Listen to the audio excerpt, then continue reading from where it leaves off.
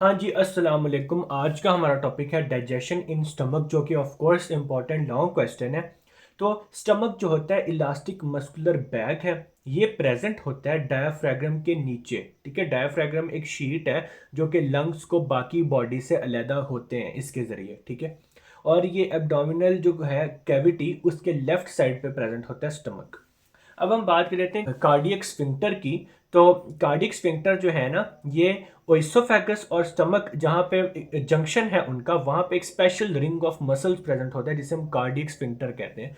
जैसे ये आपके स्टमक का ये डायग्राम आपके सामने है, ये ऊपर सारी ओइसोफेगस होती है, नीचे स्टमक है। तो जहाँ पे ये दोनों आपस में मिलते हैं, यहाँ पे कार्डियक स्फिंक्टर प्रेजेंट होता है। तो इसका फंक्शन ये है कि जब स्फिंक्टर के मसल्स कंट्रैक्ट होते हैं तो जो स्टमक की एंट्रेंस है ना, वो बंद हो जाती है। और उससे क्या होता है कि जो खाना स्टमक में प्रेजेंट है उसको रोका जाता है कि वो कहीं वापस ओसोफेगस में ना हो जाए। ठीक है, और जो पेरिस्टल्सिस की एक्टिविटी है, यानी alternate wave of contraction and relaxation का जो प्रोसेस है जो कि इसोफेगस में होता है, वो जब होते हुए नीचे आता है तो क्या होता है कि जब वो कार्डिक स्फिंक्टर तक पहुंचता है तो उसकी वजह से कार्डिक स्फिंक्टर ओपन हो जाता है और खाना अंदर आ जाता है स्टमक के।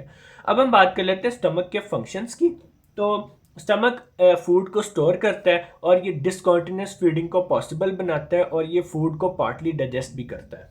स्ट्रक्चर ऑफ स्टमक की बात करें तो स्टमक की वॉल्स में 3 लेयर्स प्रेजेंट होती हैं। जो आउटर लेयर है ये कनेक्टिव टिश्यू की बनी होती है। मिडल लेयर स्मूथ मसल्स की बनी होती है, 2 स्मूथ मसल प्रेजेंट होते हैं, बाहर वाले लॉन्गिट्यूडनल जबकि अंदर वाले सर्कुलर होते हैं। इनके फंक्शन की बात करें तो चर्निंग के प्रोसेस में ये हेल्प करते हैं। चर्निंग का प्रोसेस क्या होता है कि इसके ज़रिए जो खाना होता है ना उसको स्टमक की सेक्रीशंस के साथ मिक्स किया जाता है। स्टमक के मसल कॉन्ट्रैक्ट होते हैं, बंद होते हैं, खुलते हैं, और उससे खाने को जिस तरह वॉशिंग मशीन होती है ना उसी तरह खाने को अच्छे तरीके से सेक्रीशंस के साथ मिक्स किया जाता है। ठीक है, ताकि अच्छे से डाइजेशन हो सके।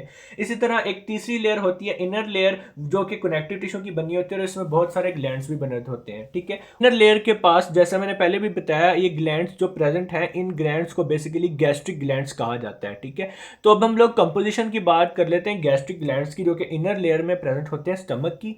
तो ये जो ग्लैंड्स होते हैं ये 3 तरह के सेल्स से बने होते हैं। एक होते हैं म्यूकस सेल्स जो कि म्यूकस सेक्रेट करते हैं, दूसरे पेरिटल और एक्जेंटिक सेल्स जो कि एचसीएल को सेक्रेट करते हैं, तीसरे ज़ैमोजन सेल्स जो कि पेप्सिनोजन को सेक्रेट करते हैं। अब हम लोग बात कर लेते हैं गैस्ट्रिक जूस की। तो ये जितनी भी आपको मैंने सेक्रेशंस बताई हैं ये सेल्स की, इन सब लोगों को कलेक्टिवली गैस्ट्रिक जूस कहा जाता है।